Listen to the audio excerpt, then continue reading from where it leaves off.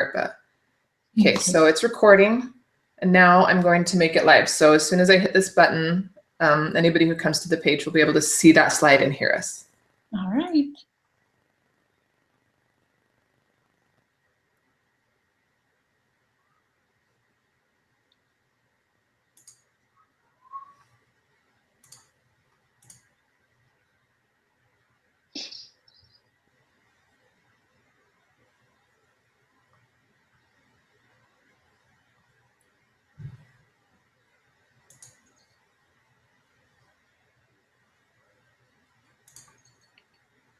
All right. Welcome everyone to our online food storage class. I'm so happy that you're joining Misty and I. I'm so excited. That just tells me that you are wanting to learn more about food storage.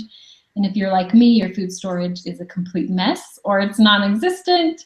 And so I'm so excited. When I received Misty's email about her food storage, she actually had to email me twice because my life has been crazy. But I'm glad she emailed me again, because when I first saw her email, I was like, oh yes, I totally want to do this because it sounds so amazing. So I'm excited to be here with all of you. And just to begin, if you have any questions, I will be reading your comments on the chat box on the screen. So if you have any questions, feel free to type them in and I will take note. And at the end of this class, we are going to do a Q&A. But also, you should have received 2 notifications or 2 emails with this great printable from Misty. And it's, as you watch her class, you can take notes or write down any questions that you have. So thanks again for joining, and I'm going to turn it over to Misty now. All right, thank you so much, Sheena. It is a pleasure to be here. And let me see if we switch this. I am going to turn that off for a minute. Okay, hello, welcome. I am excited to be here, and I am really grateful both to Sheena and to all of you for trusting me and for coming tonight and for wanting to learn about food storage. Now, like she mentioned, there is a chat box down below me. Feel free to type the questions in as we go so you don't forget them, but I can't see that. My slides are going to cover that during the presentation. So I won't be able to answer those till the very end, but I promise I'll get to every one. And I want to start off by introducing myself a bit. Most of you probably, this is the first time you've met me. And I want you to know kind of my background, where I'm coming from, why I got involved in emergency preparedness, and a little bit about why I am qualified to teach this class. So I'm going to start there, but I'm going to do this all through slides. So the rest of the class will be in slides. At the end of that, I will pull the slides off so you can see Sheena and I again, and we can answer your questions kind of face to face, a little bit more personal that way. So give me just 1 minute and I'm going to turn the slides on here. Okay. All right, there we go. Okay. All right, so I grew up being taught by my parents and by the church, right, that food storage was important. We drank powdered milk and we had buckets of wheat in the basement. My mom even gave me a basic 3-month food storage supply as a wedding gift. But to be honest, I didn't really believe in food storage as a young adult. I don't know that it's necessarily I didn't believe in it, but I just felt no urgency to build a solid food storage or to really learn how to use what little food storage I had. Even when I initially got pregnant with twin boys in 2007, I just didn't think a whole lot about food storage. I was a lot more worried about diapers and car seats and boppy pillows. Then just a few weeks before the twins were born, my husband and I moved from Utah to California so that he could attend law school, and we left behind friends and family and good paying jobs in order to do that. We found a little apartment and started settling in, but I began to feel really unsettled internally. I wasn't sure we'd be able to care for ourselves and our growing family if life threw us some sort of curveball. And every day I sat in this small apartment in this huge city with two gorgeous baby boys, no local support system, and no income. My husband was gone for 16 or more hours a day at school, and I realized that we needed to be better prepared. So I started Googling emergency preparedness, and I found a lot of information. If you've ever done that, you know there's a lot of information out there about emergency preparedness, and some of it was helpful, but honestly, much of it, even most of it, was fear-filled, and all of it was somewhat of a kind of hodgepodge of disconnected and sometimes conflicting advice. There was no step-by-step system telling me, do this first, now do this, now do this, now finish up with this. And a lot of information was over my head, or it didn't apply specifically to my family and our needs. And I began to feel really afraid of all the different scenarios I was reading about online, all these things that I felt like I needed to be prepared for. But at the same time, I felt really helpless because I couldn't figure out how to get prepared for those things. Studying up on emergency preparedness in this way was making it difficult to enjoy my everyday life. I got on and started Googling because I wanted down-to-earth information that fit me, just a normal mom, wanting to do her best to be ready for and care for her kids. And when I couldn't find that kind of information, I started to feel kind of panicky and vulnerable. So I did what I often do when I feel helpless, and I turned to God in prayer. And He helped me to realize two things. First, He wants me to enjoy my life, my kids, my husband, the beach, the mountains, the rain. Life is to be enjoyed. Excuse me. And second, He loves me similarly, though more perfectly, to how I love my own children. He expects my best, and He's not going to save me from every tough situation. But He will help me learn from all those situations and develop character when times are tough. And suddenly, when I realized those two things, I was able to let go of my fear and obsession. I realized that all I needed to do was my best. And at that point in time, my best wasn't much. We had no income. But even if those bad things that I feared happened, I realized God could make them meaningful in some way. He could use them to school me and my children, and that made them a little less scary. Giving them a purpose made them less scary. But this didn't get me off the hook when it came to working on emergency preparedness. Just like I expect my children, and most mothers expect their children, to learn how to work and to do their best because it's good for them to not always rely on their parents, God expects the same from me. And my best wasn't much at first, but I did what I could and started taking some small steps. Doing that allowed me to let go of that silly kind of doomsday type pessimism and start enjoying my life again.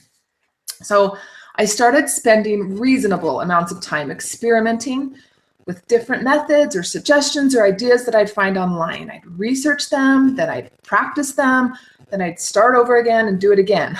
And over time, I was able to decide what worked best for our family. And I started sharing what I was learning with others through a blog. And as that website grew, it also brought the opportunity to test many different preparedness products and food storage brands for free. These companies would reach out and ask me to test their products and send me their product for free. And that was a huge blessing because I was able to fairly compare them without investing in each one individually and figure out which one works, which one's hype, which ones do I need, which ones do I not need. I also found that there were many others who were looking for simplicity. There were many others who wanted to get better prepared, but didn't want to be obsessed with it or have it overtake their lives. There were many others who felt really panicky and overwhelmed and stuck. And happily, since 2009, I've been blessed to help thousands of these people become better prepared while enjoying their everyday life. Now, you should know that I am not an over-the-top doomsday prepper. I don't have a bunker anywhere. Food storage and emergency preparedness are important to me, but not any more important than having a dance party with my kids or going on a date with my husband. God and my family are my priorities, and I prepare because I believe God wants me to, and because I love my family and I want to take care of them. So if you feel like I did back in 2007, then the information in today's class was written for you.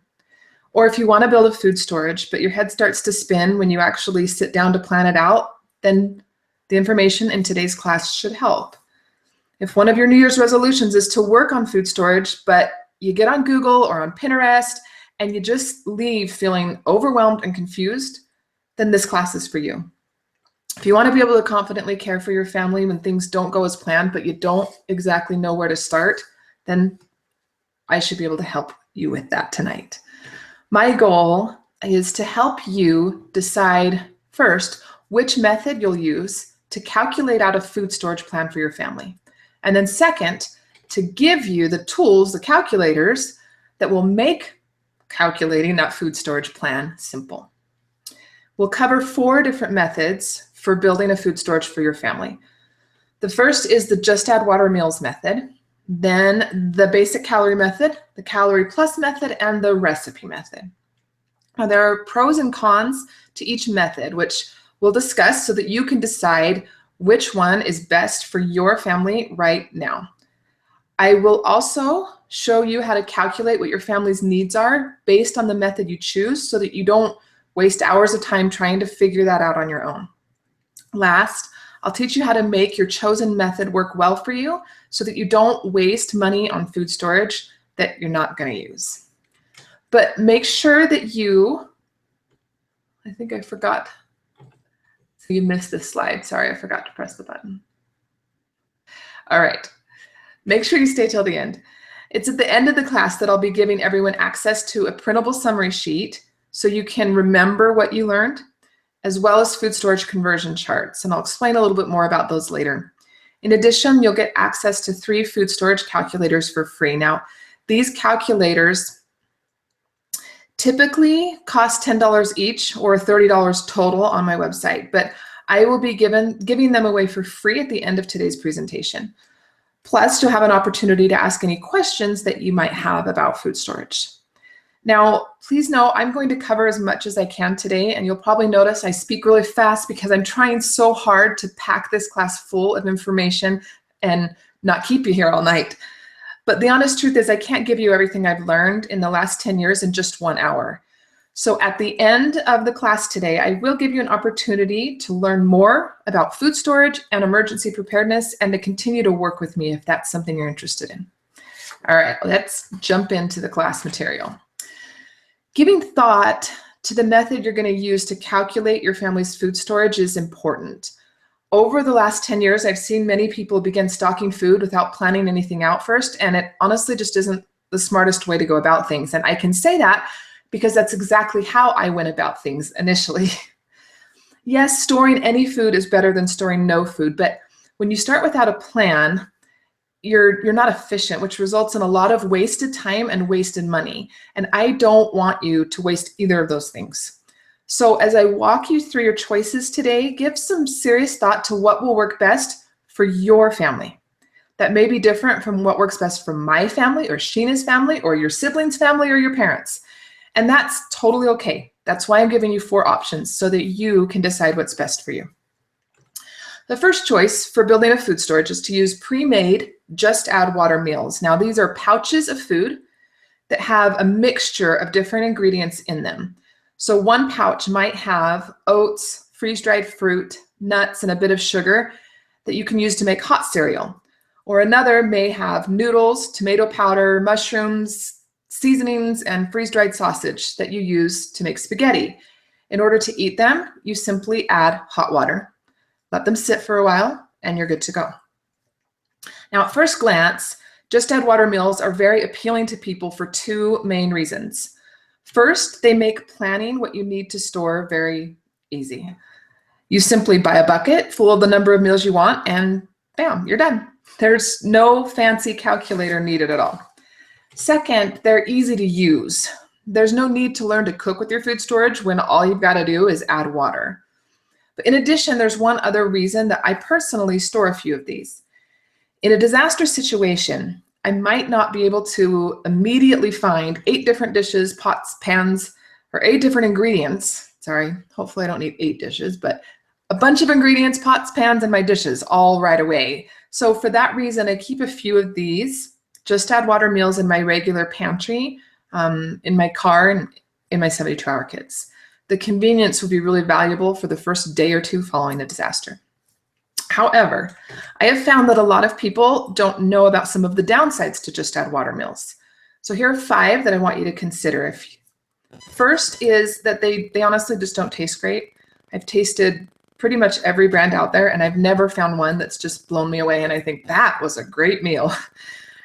Many of them are edible, but all the ingredients are in one bag, which means all the flavors just kind of mesh together, and everything has to be cooked for the same amount of time, which means you're often going to have to choose between soggy noodles or crunchy beans and meat.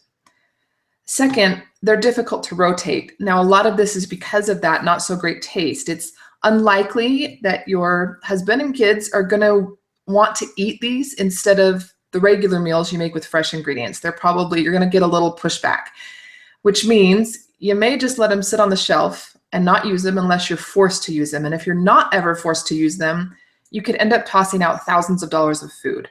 And that's sad and not something that it's something I have seen people do, and it makes me sad. All right. Third, they're not great nutritionally. Now, there are a few reasons for this. First, in order to maintain a 20-year shelf life, Just Add Water meals must include various additives and preservatives. Now, the reason for that is because there's more than one ingredient in that pouch. And when you start combining ingredients like that, you get a lower shelf life unless you add additives and preservatives. So most of these are going to contain enormous amounts of salt, MSG, sugar, or some other damaging additive. Now, obviously, eating these for a few days is not going to permanently damage your health. But if you use these for long-term food storage and you eat them for months, that could damage your health. In addition to the additives and preservatives, most Just Add Water meals are really heavy on white grains like rice or pasta. And they have very little veggies or protein. Those refined grains are going to be full of a lot of calories, but really not much else, and they're not going to sustain energy long term. Fourth, these meals probably won't help your mood much in an emergency situation. And some people think, oh, that's not that important, but what you eat really does affect your mood. One of my favorite quotes about food in general is from Virginia Woolf, and she said, "One cannot think well, love well, or sleep well if one has not dined well." And I just can't think of a time when it will be more important to think, love, and sleep well than following a natural disaster or during a period of financial insecurity where stress is high and fear is high. Both the inferior taste and the inferior nutrition are going to contribute to this, how it negatively affects your mood.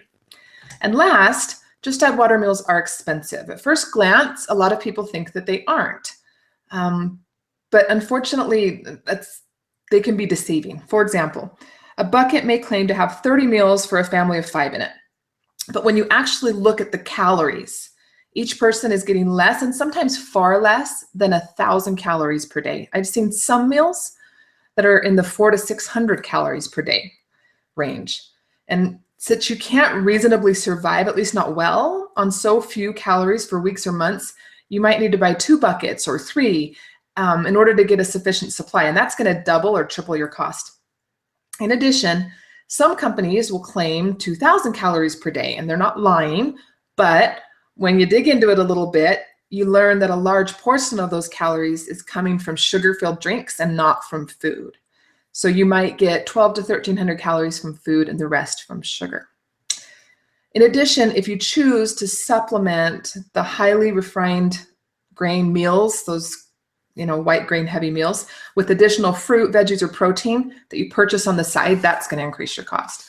So I've found when I calculate out cost per calories for actual food, Just Add Water meals are almost always the most expensive option. So in summary, Just Add Water meals are a good option if you're paralyzed by the time and effort required by the other 3 options we'll discuss today, because they're so just simple, quick, and easy. But if you do choose to use Just Add Water meals for your long-term food storage, here are some tips to make it work well for you. taste many options before fully investing in any. None of these cost more than, $5, $6, $7 for a pouch, and go buy a few of them and taste them before you invest in a large supply of any of them. Second, set a schedule. Put a reminder on your phone if you need to eat one of these every month or so that you can rotate through them and not waste them. Try to find options, if you can, with less additives and preservatives, and they are out there. What the trade-off is the shelf life. So if you find some that don't have any additives and preservatives, they're going to have a shorter shelf life, closer to 5 to 7 years instead of the 25 years. If you see a company claiming no additives and a 25-year shelf life, I would be very wary of that. Look for options that include a good balance of grains, fruits, veggies, and protein, or purchase those things separately on the side. And then last, be careful of cost. Make sure as you're comparing different companies that you're comparing the cost per calorie, not just the cost per meal. All right, the next method for building a food storage is what I like to call the basic calorie method. And this is what most people think of when they think of food storage, especially if you're LDS.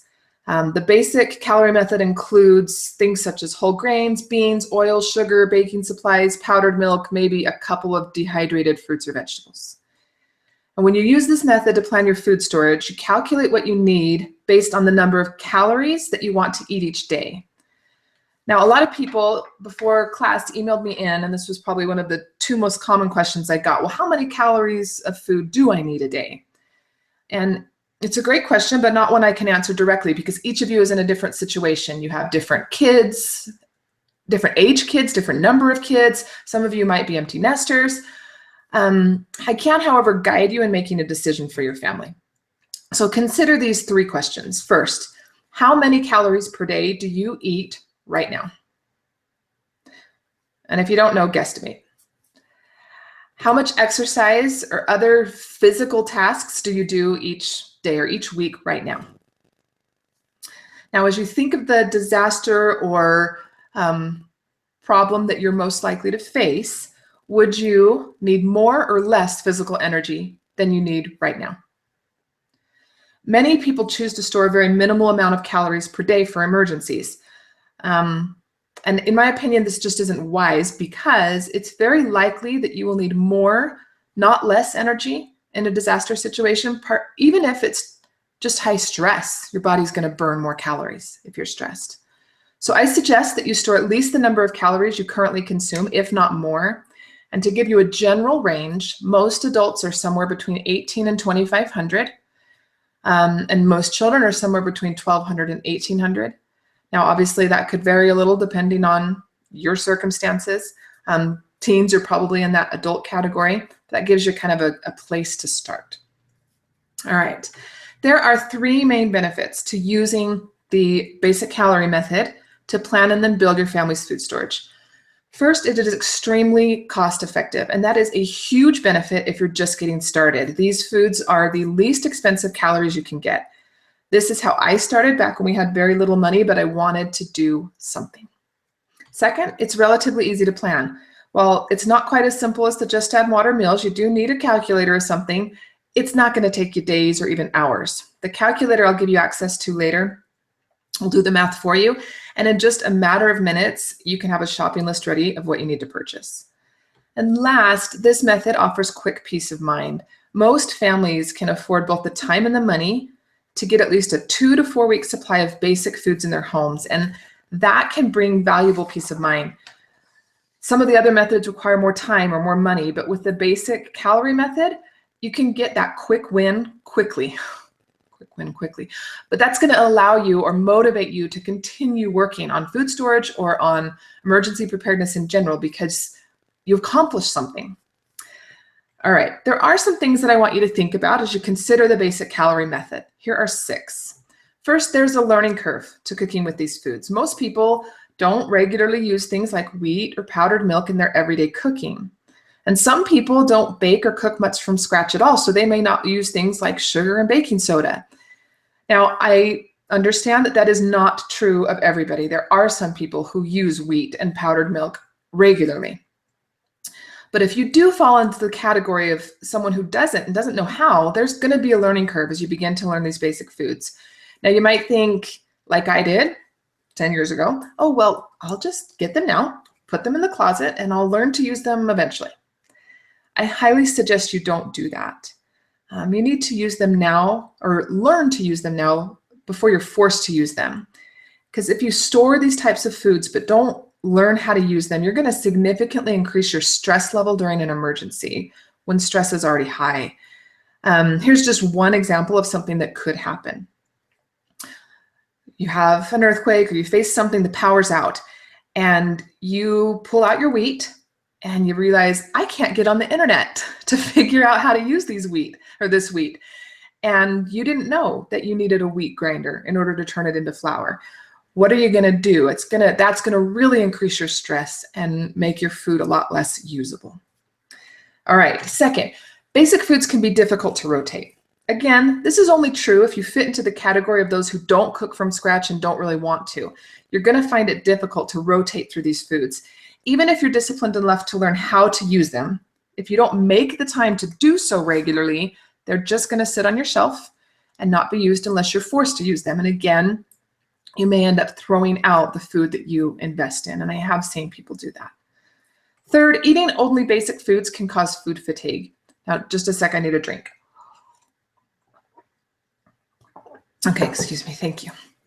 Like I mentioned earlier, what you eat does affect your mood. So when cooked by someone who knows how to use them, most basic foods can be quite tasty, but there is a lack of variety that can cause some food fatigue. They can become a little boring, which can affect your mood. And again, you're going to want to be at the top of your game during an emergency or job loss or other disaster. So it's something to think about. Fourth, basic foods can cause digestive issues. Now, while the foods in this category are healthy, there's a catch. If you're not used to eating whole grains and beans, but you then start doing so because you're forced to, you're going to get sick. You're going to have digestive issues. And those are going to sap your energy just when you need it, increase your stress, and add more problems during a difficult time. And in a true emergency situation, if you don't have access to quality medical care, these issues can be especially dangerous, particularly if you care for young children or the elderly. However, once again, if you learn to use these foods and then do so regularly, that's not going to be a problem for your family. Fifth, basic foods are missing certain nutrients. Again, while none of the foods in this category are unhealthy, they do lack some of the nutrients found in fruits and vegetables. And you can get some of those nutrients by sprouting your grains and beans, but not all of them. Last, it's difficult to create full meals with just basic foods. This method simply calls for storing enough basic calories to sustain life, but that doesn't automatically mean you'll be able to make full meals out of the calories you have stored. Now, you can rotate through the ingredients you store by making bread or serving a side of beans for dinner, but it can be very difficult to create full meals from just basic ingredients. Alrighty, in summary, the basic calorie method is a good option for those who are on a tight budget, who like or are willing to learn to cook from scratch. And if you choose to go with this method, here are some tips. First, learn to use the foods you store if you don't already know how. Second, make certain you have a grain meal so you can turn your grains into flour. Third, cook from scratch at least weekly to rotate through your food storage and make sure your digestive systems are used to whole grains and beans. Store your family's favorite spices and herbs in addition to what the calculator is going to recommend to help avoid that food fatigue. Learn to sprout grains and beans. And last, consider gardening or storing fruits and vegetables at some point in the future as finances allow. All right, what I call the calorie plus method is similar to the basic calorie method, but it's more robust. This method still uses whole grains, beans, powdered milk, and baking supplies as its base, but it also includes fruits, vegetables, condiments, meats, and even cheese if you want it. What you need to store is still based on calories, though. And there are four main benefits to the calorie plus method. First, it is still relatively easy to plan. With the calorie plus method, you're still planning food storage based on calories, so there's going to be more items to choose from in the calculator than in the basic calorie method, but it's still a simple process that's not going to take a huge amount of effort. Second, the food you store is going to be well balanced and nutritious. With the calorie plus method, you're focused on balanced calories instead of just calories. So this means you're going to store foods from all the food groups and things will be more balanced and nutritious overall.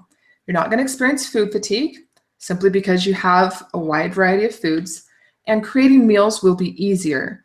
It won't be quite as easy as the recipe method that we'll talk about next, but creating meals from food storage built using the Calorie Plus method is easier than just the basic calorie method because you have things from every food group. However, there are still a few things I'd like you to consider and remember as you think about this option. First, you're still going to have the same learning curve because this method still includes grains and beans and all those basic foods. So if you don't already know how to use them, you're going to face a learning curve. Second, rotation can still be difficult. Obviously, some of the foods in this method are more familiar, but I've still found that people will store things they don't use. For example, I don't like canned green beans or most canned fruits and vegetables, to be honest. But when I started adding produce to my food storage, that was the only way I knew how to get shelf-stable produce. So I stored canned green beans. But sadly, we rarely ate it and we wasted a lot of them. And you might experience the same problem if you don't know how to properly store or other methods and ways of storing shelf-stable fruits and vegetables. In addition, this method still requires more from scratch cooking. And if you don't make the time to do that, it may just sit on your shelf and go bad before you use it. Third, you may still have the same digestive issues because you still have that grains and beans. But again, that can be solved by regularly using the food you store. And last, it can be difficult to create full meals. Now, I know I've listed that as both a pro and a con, and I want to make sure I emphasize that if you choose to store food based on calories, that doing so using the Calorie Plus method is going to make it far easier to create meals than doing so using the basic calorie method. And that's why I've listed it as a pro. But anytime you store food based on calories, you may still end up with some less than perfect or awkward meals. This is because even if you have a balanced number of every food group, you may have too much or not enough of one specific ingredient. For example, you may end up with a lot of extra spaghetti noodles and not enough tomato sauce. So in summary, the Calorie Plus method is a good option for those who want a well-balanced food storage, don't need the least expensive option, and aren't ready to spend the time required for the last method we're going to discuss today. If you choose to go with the Calorie Plus method, here are some tips. Learn to use the food you store if you don't already know how. Make certain you have a grain mill so you can turn your grains into flour, and then cook from scratch at least weekly, both so that you don't waste your food storage and so your digestive systems are used to whole grains and beans.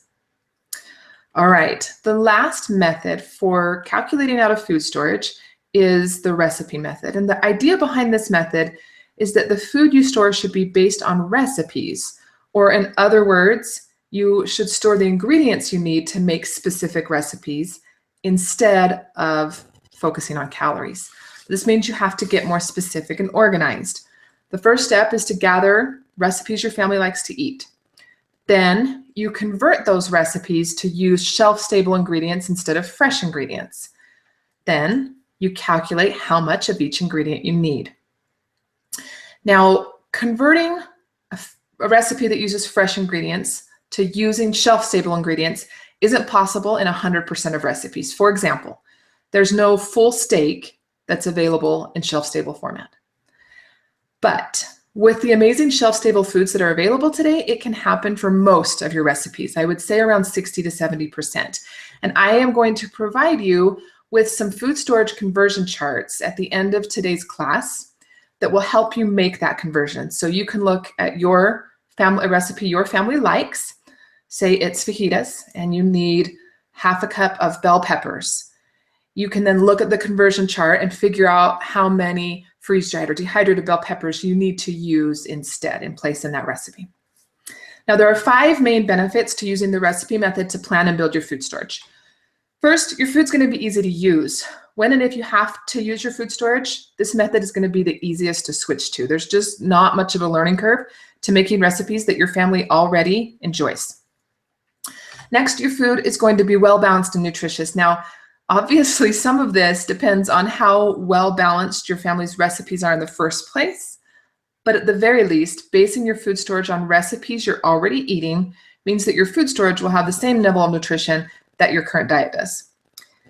You're not going to experience food fatigue because you're storing food that has a wide variety and food that you already like. Rotation is easier, which means you're going to waste less food. When you store ingredients for recipes your family uses regularly, it becomes a lot easier to rotate through them. For example, say you start making Hawaiian haystacks and you're halfway through the meal and you realize, I'm out of celery. Well, instead of having to stop everything and run to the grocery store, you can just pull it off your shelf and put some freeze-dried celery in there instead of fresh. No one's going to know the difference, and you're rotating through your food storage and giving your family the same meal that they expected for dinner that night. So you'll naturally rotate through your food without a whole lot of effort. In addition, there are some extra benefits that come when you store food that you regularly eat.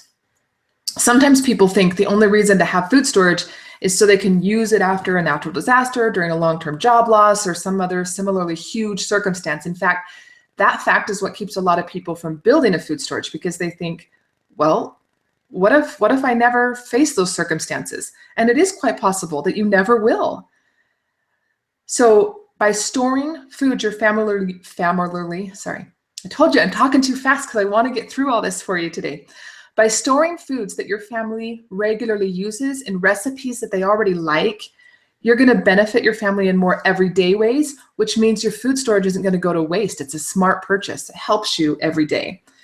You're going to decrease the time you spend planning meals, making grocery lists, and shopping at the grocery store. Or what about a week where you're sick or just overly busy and you can't find time to get to the grocery store? Well, pull out your food storage, avoid the cost and poor nutrition of fast food, and still feed your family a meal they're used to. Or what about a week with a really bad snowstorm? The power is still on and you could drive to the grocery store, but you just don't want to, like this morning. I don't know how many of you were in Utah. I'm in Saratoga Springs and this morning was crazy. But you could pull out your food storage in that circumstance. Keep yourself warm and safe and still feed your family food they like. Or what about a night when a friend or neighbor experiences a loss or a personal tragedy and it's just an hour or two before dinner, you don't have time to go to the grocery store? Well, pull out your food storage and whip up a meal you trust and know tastes good and take it over to them to show them you care.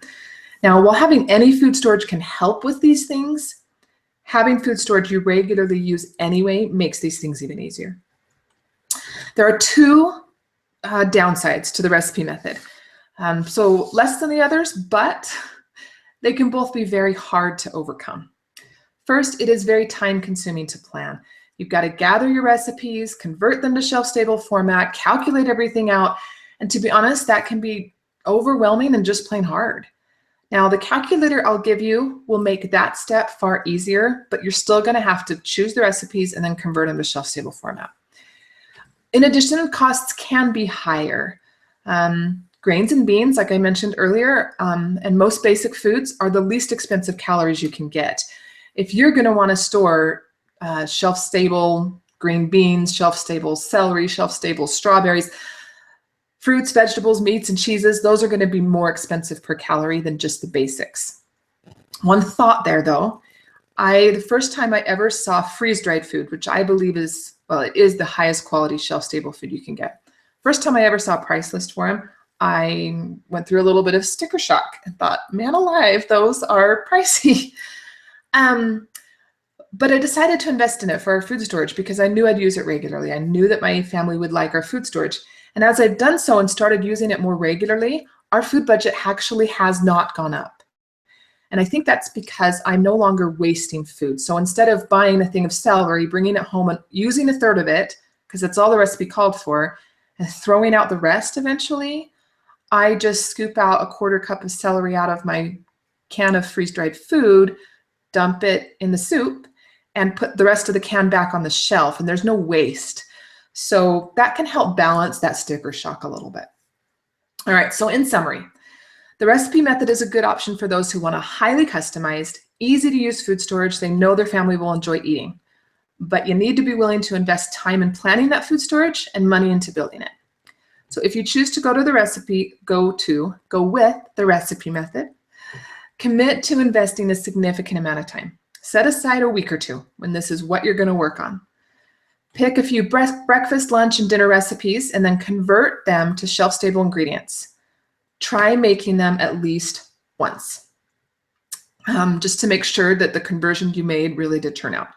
Then use the calculator I'll provide you with in just a bit to figure out how much of each ingredient you need for a 1 or 3 or 12-month supply, whatever your goal is.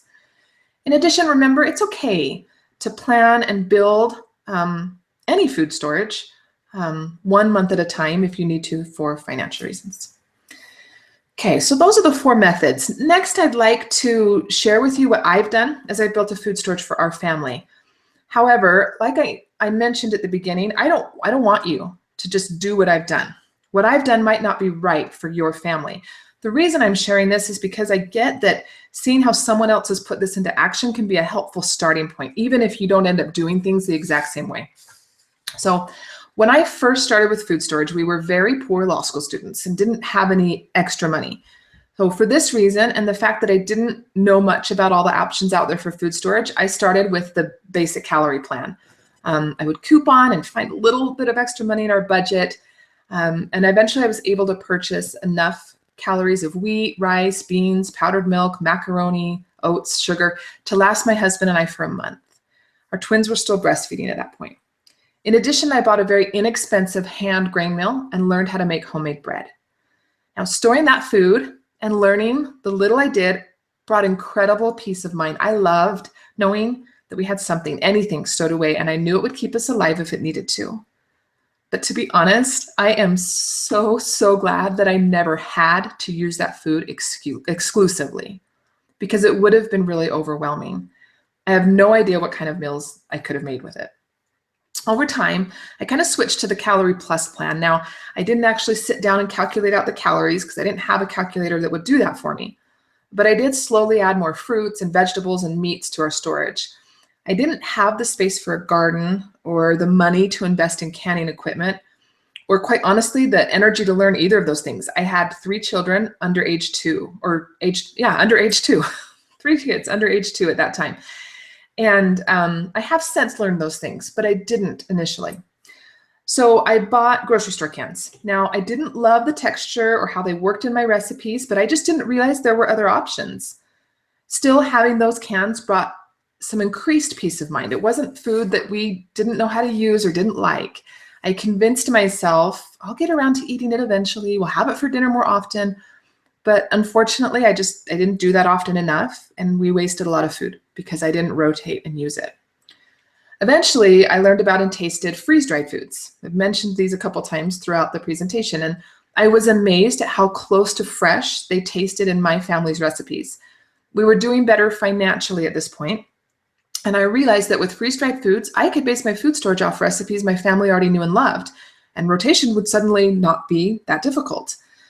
My initial goal was to create a full plan based on recipes, but I was a little overzealous, as I sometimes tend to be, and that ended up being a little harder than I thought. So I pulled back a little bit, and I simply added food that I knew I used regularly in recipes. So for a couple years, I just kept randomly adding things like freeze-dried chicken, green beans, corn, strawberries, potatoes, cheese, and other things.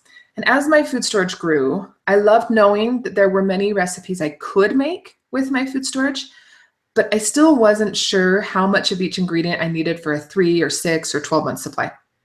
It wasn't until 2014 that I actually sat down and calculated that out. I started by choosing recipes that we love, just like I've recommended you do. Then I tested each recipe by making it 2 to 3 times with shelf-stable ingredients. Now, the reason I did it multiple times, I only recommended once for you. I did it multiple times because I was creating a recipe book at the same time, and I wanted to make sure that I really got things right. Once I converted all those recipes, I created the calculator that I'm going to give you today so that I could figure out exactly how much of each ingredient I needed. Now, as I've thought about the process I went through, I want to offer a few encouraging thoughts. First, some food is better than no food. Do not let the fear of choosing the wrong method keep you from storing food for your family. Make the best decision you can with the information you have, but make a decision and then act. Store something. I promise you that peace of mind is wonderful. Second, it's okay to start simple, even if that's not where you want to end up. It's okay to start with the basic calorie method. I did. Or if you really want to, start with the recipe method, but pick just a few simple recipes. You don't have to go all out like I have recently. I did not start that way. I do suggest that you keep your long-term food storage goals in mind so you don't buy things that aren't going to fit into that plan at all. But starting simple allows for immediate peace of mind and those quick wins I talked about earlier. That's what's going to motivate you to keep moving forward and do more with food storage and do more with emergency preparedness and water storage and evacuation, 72-hour kits. Third, mistakes are okay. I wish that I'd never stored so much canned grocery foods, but hey, I learned.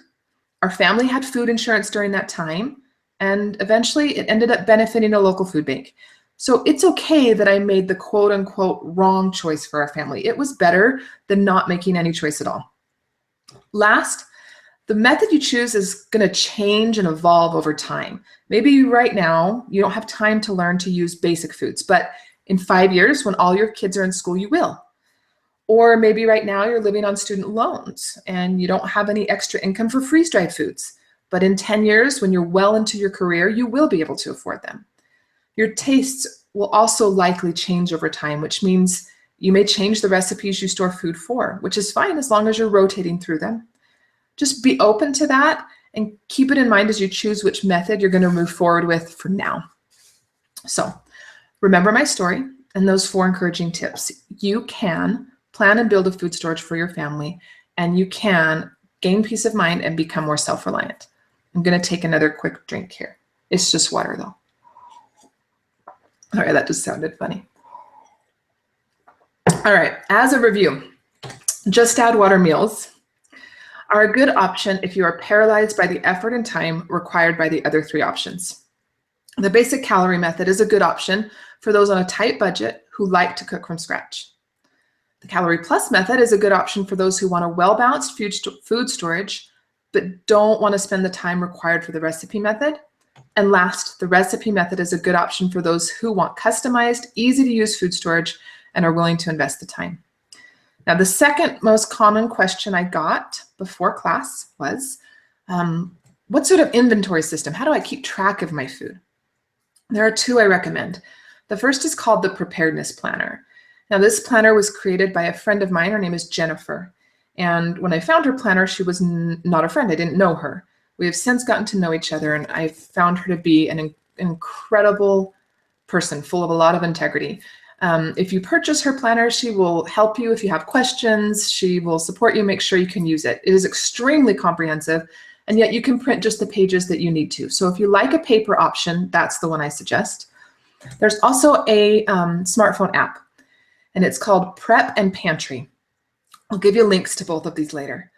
But this app, the reason I like it is, well, there's a few reasons. First, it allows you to categorize where things are stored. So if you have a small home and you need to store some things, you know, you put your bed up on risers and you've got food under there and you've got some food in Jim's closet and some food out in the garage, you can categorize that so you always know what you have what you have where, which makes things easier to find and rotate. Second, when you add food to your storage area, you scan it in, and when you take it out and put it up in your pantry, you scan it out, which means if you're at the grocery store, you can, and you see a cell on, say, rice, you can quickly look up, how much rice do I need? How much do I have? And that way you don't buy too much or too little and waste money. All right. Now, there are 3 different calculators that I've created to help you calculate your family's food storage needs once you choose a method. The first is for the basic calorie method, the second is for the Calorie Plus method, and the third is for the recipe method. Now, each calculator can be adjusted in various ways to fit your family's current needs. So you may use one calculator now and a different one in a few years, or you might start with a 1-month supply and eventually work up to a 12-month supply. These calculators will allow for that. I typically charge $10 for each calculator on my website, but as a thank you for attending this class tonight, I'm going to give all 3 of them to you for free. If you look down below the chat, you're going to find a button that says Food Storage Class Free Resources. If you click on that link now, you're not going to be able to access the page yet. You're going to need a password that I'll give you in just a few minutes. But once you do have access, you're going to find the 3 calculators along with videos showing you how to use each one, a summary sheet of today's lesson, as well as multiple food storage conversion charts. And I sincerely hope that these tools help you build a food storage for your family. Obviously, I don't know any of you personally, but if you're just getting started with food storage, I remember being there and how overwhelming it was. And I really hope that these tools make that step a little easier for you. If you appreciate the value of what I've taught you here today and want to start getting your busy family fully ready for emergencies, learn more about food storage and more about other areas of emergency preparedness, I have more support available for you. Like I mentioned at the beginning of class, I simply can't teach you everything I've learned in the last 10 years in 1 hour. But I know that you took the time to show up today because you're smart and you care about your family. You don't want to be able, or you do, you want to be able to confidently care for them when things don't go as planned, and you don't want to rely on other people to do that. They may or may not be reliable. Maybe you even have a New Year's resolution to get your family better prepared. But you're also here in this class because you haven't quite found a way to truly get your family prepared and to find that peace of mind and feel calm about it. But there are roadblocks to that, right? You're busy. You don't have time for that never-ending Googling about emergency preparedness that I went through 10 years ago that was so frustrating. Trying to fit emergency preparedness into your life might feel like you're trying to push a round peg into a square hole, and it just doesn't work. That's how I felt. I've been there. And I know how impractical it feels to wade through all the staggering amounts of conflicting information that's available out there in what I like to call Google land. But happily, I'm no longer there. While there is always room to develop and grow, I now feel confident that I can care for my family regardless of what life throws at us. And so do those that I've coached and worked with over the last few years. Here's what one young mother, Stephanie, had to say after working with me for a few months. She said, like many people who were beginning to realize the necessity of being prepared, I was completely overwhelmed. So much so I was practically paralyzed. And Misty really helped me to break down all the different components of emergency preparedness and made it extremely easy to be focused and accomplish my goals. My family is now well on its way to being prepared for anything that may come our way. And when I get emails like this, I do a happy dance. It makes me so happy to help people overcome those obstacles and the things that stand in their way, and to know that they feel confident that they can care for their families. Now, today I've given you enough information for you to calculate out a solid food storage plan for your family. But I'd like to do more. That's only a beginning. Just knowing what you need is just the very start. And I'd like to give you a choice today. So you can choose to take the info I've given you and run with it on your own. I've done all I can to pack this class full of helpful information and tools that I sincerely believe will help you as you make progress with your food storage. But you can also choose to continue to work with me and have my full support as you work to get your family prepared in all areas, including water storage and purification, the different types of food storage, how to use your food storage, evacuation, first aid, power outages. So I'd like to invite you to enroll in my comprehensive emergency preparedness course called Simply Prepared. Now today I've given you a 1-hour class. This is a full course. It's a 12-step online learning system that supports families, and busy families particularly, in getting prepared for emergencies without all that tiresome research. Honestly, this is the system I was looking for when I was Googling 10 years ago. This is what I wanted to find and couldn't. Each week for 12 weeks, you go through one pre-recorded module, anytime it's convenient for you. All the modules are available in video, downloadable audio, and printable formats. Now you can go through them weekly as they're released, or you can work on just one a month or one every 3 months at your own pace. You can access them while the kids are at school, during your commute, while you're running on the treadmill. It doesn't matter because of the various formats that they're available in, they can fit into your life. Now, each of the 12 modules includes 1 to 3 simple, clear, and easy to implement lessons that walk you through the process of preparing your family for an emergency in a logical and step-by-step manner. So there's 24 total classes. The classes are very similar to what you have experienced tonight. At the end of Module 0, which has 3 classes in it, you will have the perspective and momentum you need to be successful and the money and time to truly get prepared. Now, in Module 1, there are a couple of eye-opening worksheets. There's 2 lessons in this module, and they'll help you avoid the biggest mistake that you can make when working to prepare your families for emergencies. You'll know exactly what you need and don't need to get prepared for. Those who've taken this course have said that, well, many of them have said this is their very favorite module because it allows them to let go of a lot of things and a lot of worry. In Module 2, through a couple different lessons, you will explore new perspectives for making the most out of the space that you have and learn how to store things in small spaces, as well as how to properly store and rotate your supplies so they don't go to waste. In Module 4, I'll walk you through 2 different lessons. The first will debunk some myths about how to calculate how much water your family actually needs. There's a lot of misinformation out there on that topic. And the second class will help you decide which containers to store it in. In Module 5, I'll teach you proven ways to both find and properly clean water sources if for some reason you can't use the water that you have stored or run out. In Module 6, I'll walk you through these 4 food storage calculation methods. Like I mentioned, okay, I'm behind on the slideshow here. Okay, here we go, Module 6. You've essentially had 1 lesson. You've had the first lesson from Module 6, but there's a second lesson in that module where we talk about the 3 types of shelf-stable food and compare those so that you can successfully choose quality food that will be useful to your family when you need it. In Module 7, I'll teach you how to use the calculators and then help you set effective long-term and short-term goals so you can find quick wins and stay motivated. In the Module 8, I had to look at that and see where I was at.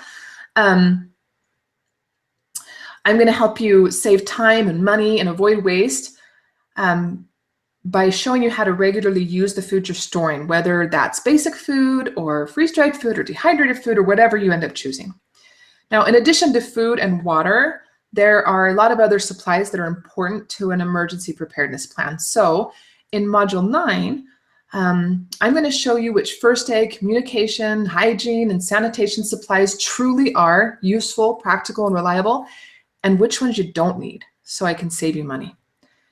Power outages are a really common disaster, and most everyone will face one at one time or another, but long-term power outages can be really dangerous. So I will make sure through 2 different lessons in Module 10 that you have both the skills and the tools to cook and then to stay warm if it's cold or cool if it's hot during a power outage.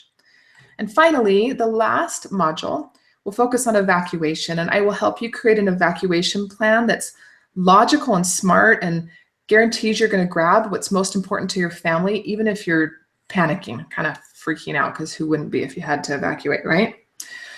All right, so these are the lessons, the 24 classes that you're going to be able to log in to a members-only course or area and access. In addition, within that members-only area, you're going to find worksheets that are designed to help you apply what you're learning to your family, because once again, I don't want you to just do what I've done. I want you to apply it to your situation so that you don't waste time or money on the wrong thing for you. Then I'll also give you a challenge for each lesson to help you apply what you've learned, since that's really the ultimate goal.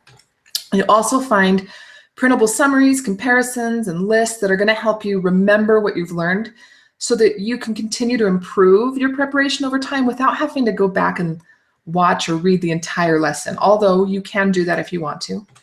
And then you'll also get charts for many lessons that will summarize what you've learned and put all the pros and cons into a chart. So you can sit down with your spouse or teenage children or any family member that you live with and make informed decisions together.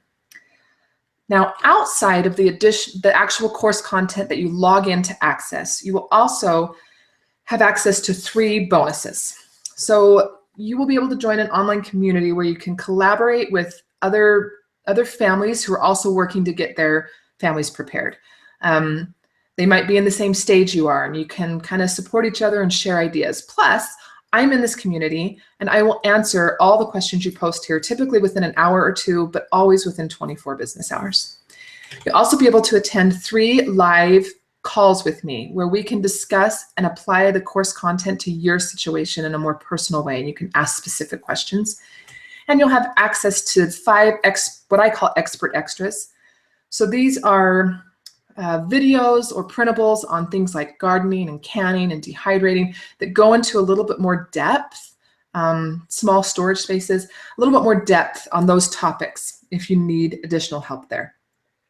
There are also 2 bonuses, 2 things that you're going to get when the course is completed. Now, everyone who enrolls in the course will receive their own preparedness priority roadmap, which is going to help you continue to invest time and money wisely even once the course and modules are all complete. Now, this will just automatically go out to everyone once all 12 modules have been released.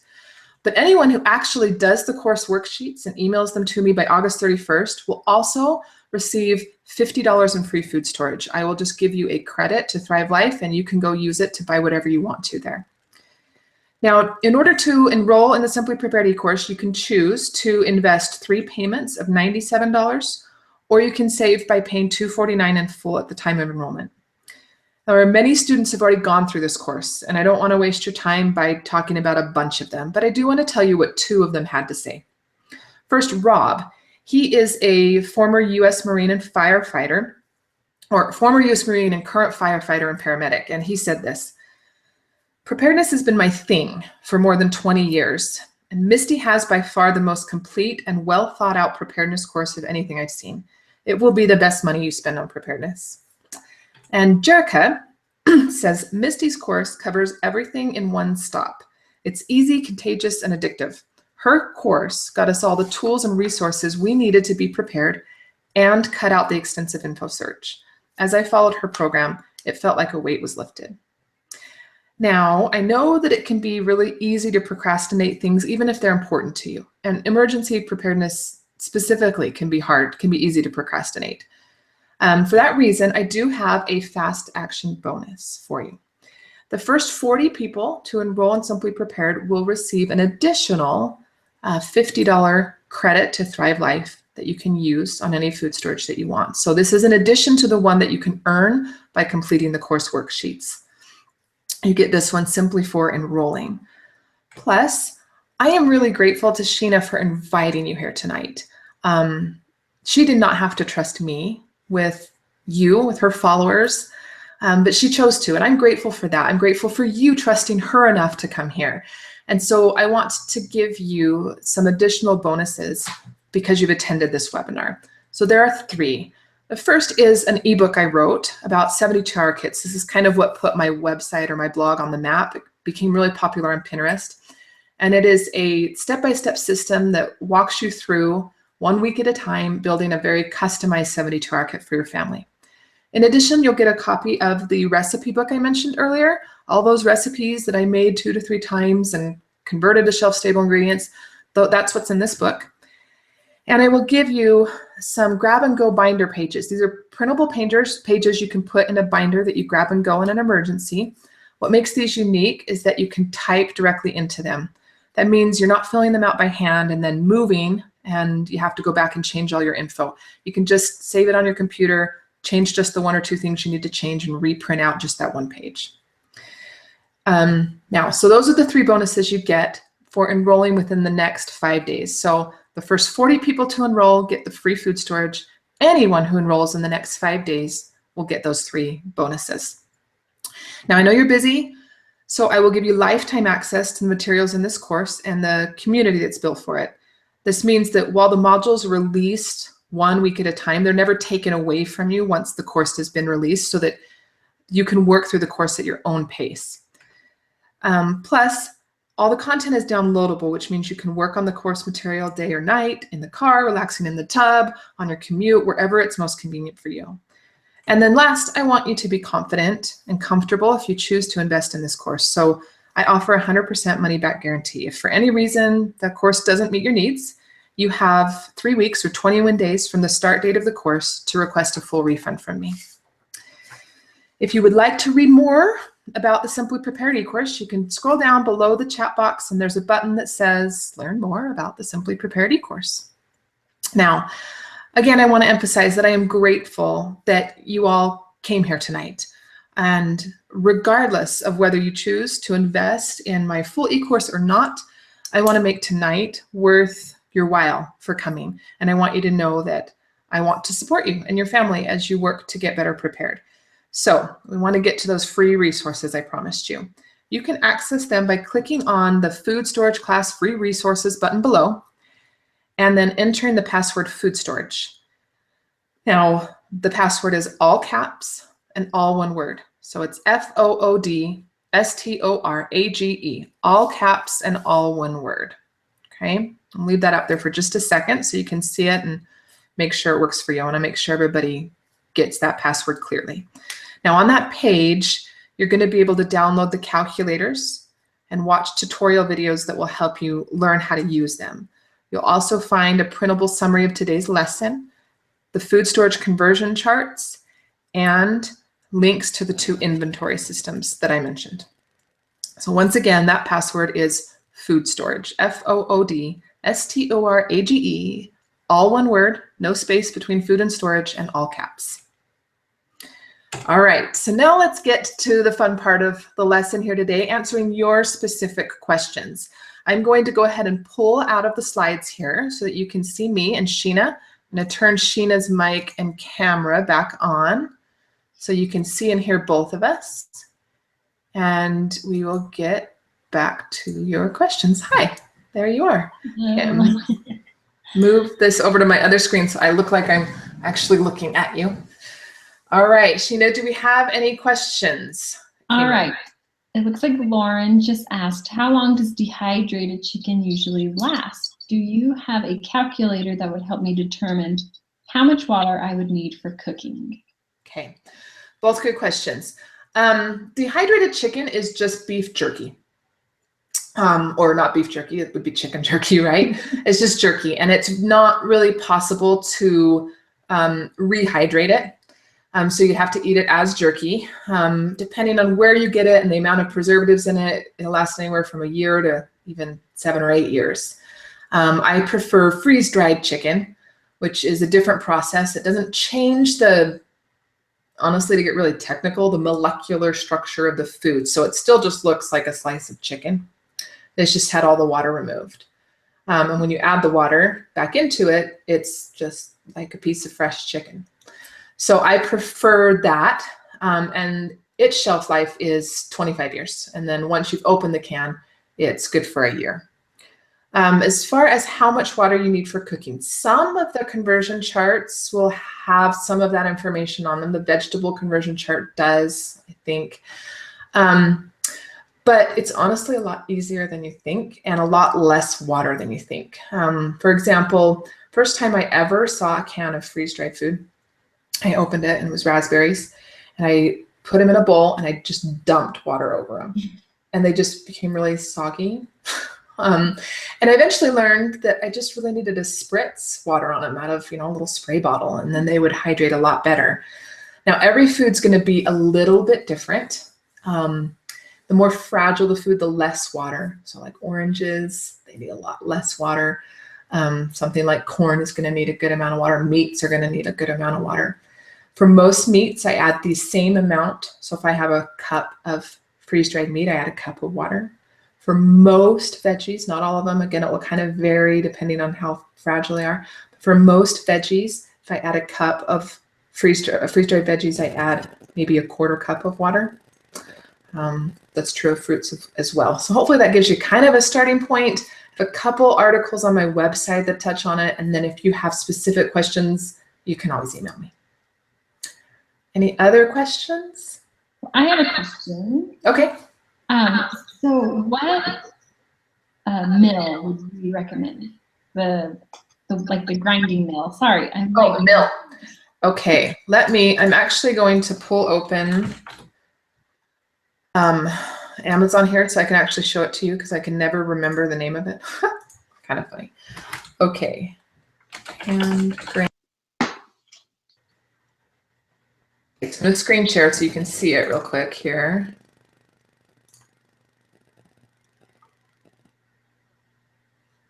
Come on. Start screen share. Okay. So this one right here, that's Victorio. That's the brand. This is the one that I bought when I was very first starting out with food storage. It works well. You can change it from, a very fine grain, so you get fine flour, up to something more coarse, but it takes a lot of effort. You're going to get a really great workout, and it'll take you an hour to get, enough flour for a few loaves of bread. Don't ever pay $76 for it. I've seen it as low as 30 or 40. So just kind of watch it. Here's the same one, just a different color for 50 right now. So kind of watch, but that Victorio brand.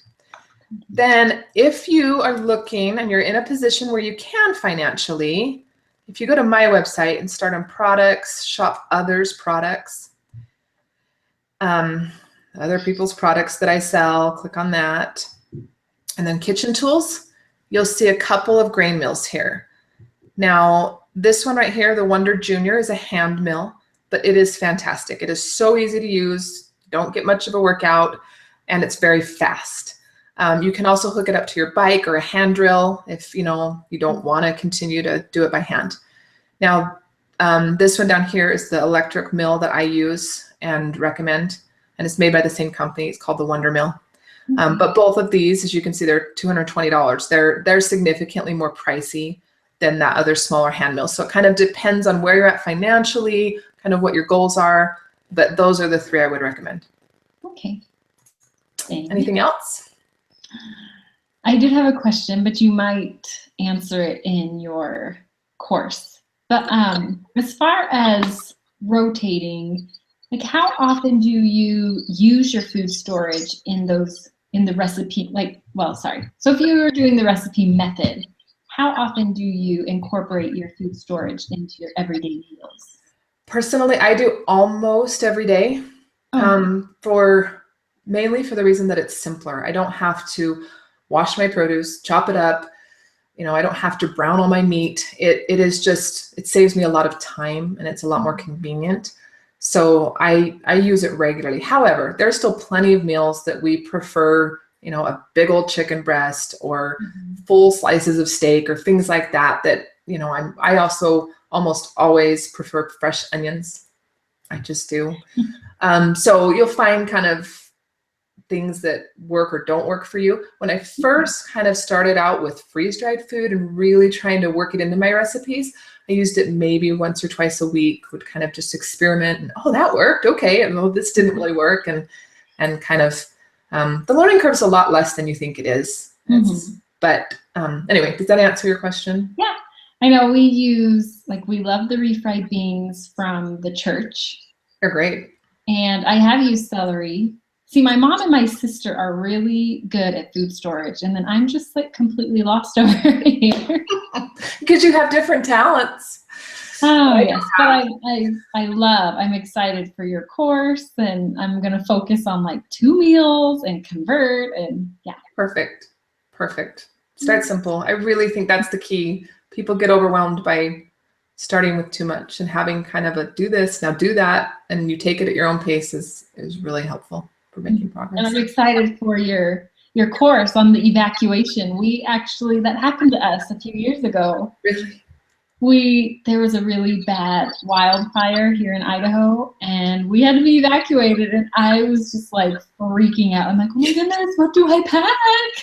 So we had the same thing happen when I was in Southern California, and I was kind of a few years into emergency preparedness, but hadn't really thought about evacuation. And I was the same way. I was just, oh my goodness, it's scary. My kids are bawling what about my toys? And I'm like, that's not important. Oh yes. Oh yeah. Yes, the course will help with that, and I'm glad that you're going to be able to take it. So yeah, anybody that's still listening to us, Sheena is taking this course. So she will be in that group and we'll kind of walk through it with you too if she's, if you choose to take that with her. So. But any more questions? No. I think a lot of people are planning on watching this on their own time. I think so too. And that's totally fine. That's why we make the replay available. So for those of you who are coming in late or watching this on the replay, I will take the chat down because I need to use it for the next class. So I will take the chat down in about an hour. Until then, feel free to ask questions there and I'll watch it and kind of answer. If there's a question that's unanswered or you aren't here live, feel free to just email me. I'm going to send you an email with the link to the replay. Everyone will get that, even if you're here live. And you can just reply to that email and ask me your questions that way too. So. All right. Well, thank you so much. You're so welcome. Thank you, everyone. I really appreciate you trusting me and allowing me to kind of talk to your followers. That was very kind of you. So have a great night and a good Sabbath tomorrow, everybody. You too. Thanks. Bye-bye. Bye.